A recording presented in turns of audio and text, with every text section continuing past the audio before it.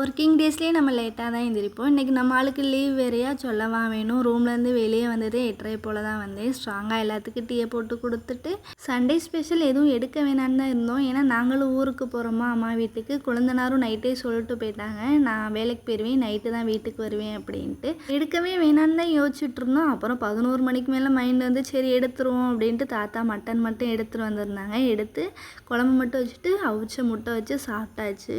என் husband ஒரு 2-3 நாளாக சொல்லிகிட்டே இருந்தாங்க, முன்னாடி இந்த டேபிள் ரோஸை பரவி வச்சு விடல அப்படின்ட்டு. நான் அதை கண்டுக்கவே இல்லை. ஏன்னா இது வச்சா வந்து ஆடெல்லாம் மேய்ஞ்சி விட்டு போயிருதா, எதுக்கு வச்சுக்கிட்டு அப்படின்ட்டு. இன்றைக்கி லீவுன்றதுனால நம்ம ஆளே விவசாயம் பண்ணிகிட்டு இருந்தாங்க. நல்லா தான் இருந்துச்சு. ஆனால் இந்த ஆடு கண்ணுக்கு மட்டும் படாமல் இருந்தால் சரி.